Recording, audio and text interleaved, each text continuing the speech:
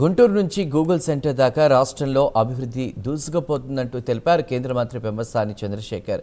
గడిచిన 5 ఏళ్లలో కల్తీ మద్యం, గుంతల రోడ్లతో ప్రజలు అల్లాడిపోయారని, కూటమి ప్రభుత్వం వచ్చాక 2 ఏళ్లలోనే 5 బ్రిడ్జీల నిర్మాణాలు జరుగుతున్నాయని తెలిపారు. రైల్వే శాఖ నుంచి ఏపీకి 10,000 కోట్ల నిధులు వచ్చినట్లు వెల్లడించారు.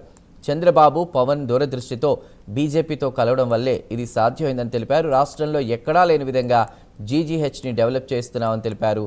ఇక ఈ ఏడాది చివరి వరకు ప్రతి ఇంటికి మంచినీరు ఇచ్చే కార్యక్రమం చేస్తున్నట్లు వెల్లడించారు. దేశానికి వచ్చే పెట్టుబడుల్లో 25% పెట్టుబడులు ఏపీకే వస్తున్నాయని తెలిపారు కేంద్ర మంత్రి పెమ్మసాని చంద్రశేఖర్.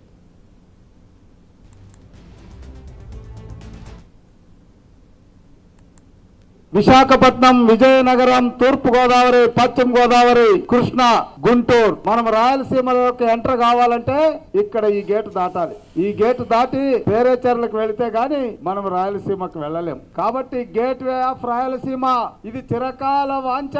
నేను కలెక్టర్ గా ఉన్నప్పుడు కూడా 10 నిమిషాలు 15 నిమిషాలు వెయిట్ చేసినటువంటి సందర్భాలు ఉన్నాయి. అయ్యా నేను కలెక్టర్ అంటే, కలెక్టర్ అయితే ఏమైంది సార్, రైలు రావాలి అన్నారు.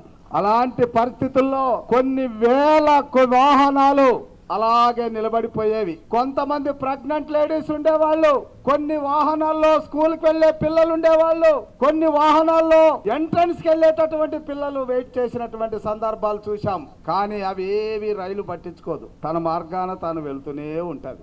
అలాంటి దుస్థితికి బ్రేక్ వేసినటువంటి గనుడు ఇదిగో ఇక్కడే ఉన్నాడు, పెమ్మసాని చంద్రశేఖర్ గారు. అటు మా ముఖ్యమంత్రి శ్రీ నారా చంద్రబాబు నాయుడు గారు కానీ, వెన్ను తట్టి నడిపించినటువంటి పవన్ కళ్యాణ్ గారు కానీ, మమ్మల్ని నమ్మి పదవిచ్చినటువంటి ప్రధానమంత్రి మోదీ గారు కానీ, అదేవిధంగా ఏ రాష్ట్రంలో ఏ పార్లమెంటు సెగ్మెంట్లో లేని విధంగా అడిగిన వెంటనే 7 ROBలు శాంక్షన్ చేసినటువంటి రైల్వే శాఖ మంత్రులు అశ్విని వైష్ణవ్ గారు కానీ, సోమన్న గారికి కూడా నేను మనస్ఫూర్తిగా ధన్యవాదాలు తెలుపుతా ఉన్నాను. వారందరూ చెప్పినప్పుడు తర్వాత ఈ ప్రాజెక్టులు వచ్చిన తర్వాత వీటిని కార్యరూపం తీసుకెళ్లాలంటే అన్ని ఎస్టిమేట్స్ వేయించాలి, టెండర్లు పిలవాలి, ఇవన్నీ చాలా వర్క్ ఉంది. అదే ఇక్కడ ఉన్నటువంటి రైల్వే అధికారుల్లో కూడా స్టాఫ్ అంతగా ఎక్కువగా లేకపోయినా కూడా వాళ్ళు సహకరించి ఈరోజు ఇది మన 3వ బ్రిడ్జ్ శంకుస్థాపన చేసుకుంటా ఉన్నాం. రేపు మంగళగిరిలో ఇంకొక వారంలో 4వది మనం శంకుస్థాపన చేయబోతా ఉన్నాం. తర్వాత ఇన్నర్ రింగ్ రోడ్డుది టెండర్కి వెళ్తా ఉంది, అది కూడా 2 నెలల్లో అది శంకుస్థాపన చేస్తాం.